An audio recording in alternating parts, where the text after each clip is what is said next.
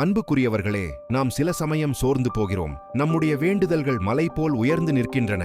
நமது கண்கள் கலங்கி, இதயம் பாரமாகி, இறைவன் என் குரலை கேட்கிறாரா, நான் கேட்பது சரியில்லை என்று ஒதுக்கிவிடுகிறாரா என்று ஒரு கணம் நாம் யோசிப்பதுண்டு.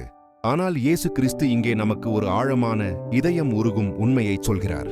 ஒரு சாதாரணமாக குறைகள் நிறைந்த மனித தகப்பனை பற்றி பேசுகிறார். உங்களில் எந்த மனுஷனானாலும் தன்னிடத்தில் அப்பத்தை கேட்கிற தன் மகனுக்கு கல்லை கொடுப்பானா? மீனை கேட்டால் அவனுக்கு பாம்பை கொடுப்பானா?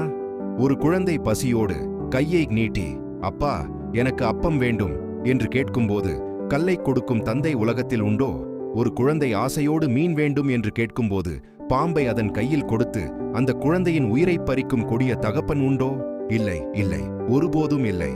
நம்முடைய பாவமும் குறைகளும் நிறைந்த மனித இருதயங்களே நம் பிள்ளைகளுக்கு நல்லதை கொடுக்க வேண்டும் என்று துடிக்கிறதே. அப்படியானால் சிந்தியுங்கள் உங்கள் தகப்பனை பற்றி, நம் பரலோக பிதாவை பற்றி.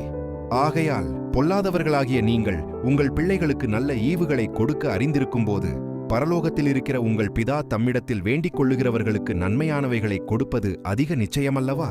இந்த வார்த்தைகளில் இருக்கும் அன்பை உணர்ந்து பாருங்கள். உலகத் தகப்பனே தீங்கு செய்ய நினைக்காத போது தூய்மையும் அன்பும் மட்டுமே நிறைந்திருக்கிற நம் பரலோகத் தகப்பன் நம் கண்ணீரை பார்த்து, நம் ஏக்கத்தை கேட்டு ஒருபோதும் நமக்கு கேடு விளைவிக்கும் ஒன்றை தருவாரா?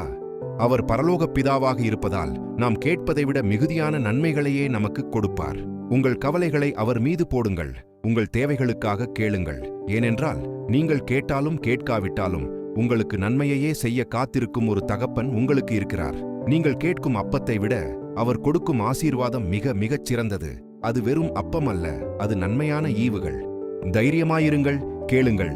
பரலோகத் தகப்பனின் அன்பும் நன்மையும் உங்கள் மீது நிச்சயம் பொழியும். கர்த்தருடைய பரிசுத்த நாமத்திற்கு மகிமை உண்டாவதாக. ஆமேன்.